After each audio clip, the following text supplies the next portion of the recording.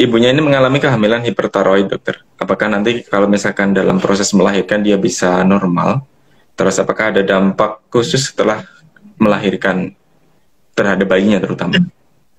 Ya, jadi kalau hipertiroid itu jelas jawabannya cuma satu, harus kontrol tiroidnya dengan bagus. Jadi jangan sampai hipertiroidnya mendadak menjadi tiroid storm atau badai tiroid ya.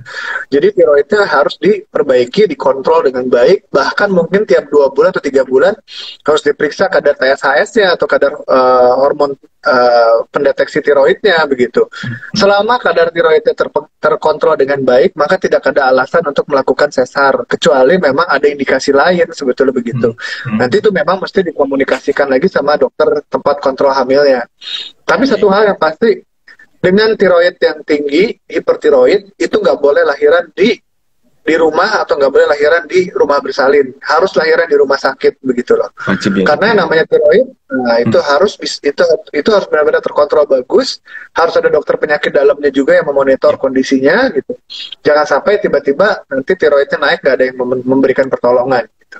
Oke, ya. Nah ini nyambung sedikit tapi agak jauh juga, dokter. Jadi ibu hamilnya ini dengan sakit SLE, dokter, alias kalau bahasa kita lupus ya, betul ya, dokter ya? Ya, lupus. Nah, ya, kalau selama hamil ini masih mengkonsumsi steroid, apakah perlu ketika nanti waktunya cukup SLE itu tetap dipakai atau enggak? Atau jangka waktunya mengkonsumsi steroid itu sampai kapan dalam proses kehamilan?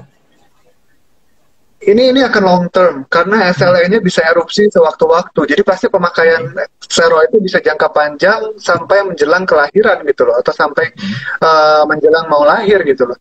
Tetapi saya pribadi biasanya pada saat sudah mendekati cukup bulan, saya akan mulai turunkan dosis steroidnya supaya udah bisa nanti langsung berhenti ke ibunya, supaya ibunya nggak bengkak, nggak bone face begitulah nantinya. Tetapi ini pasti akan dipakai untuk jangka panjang.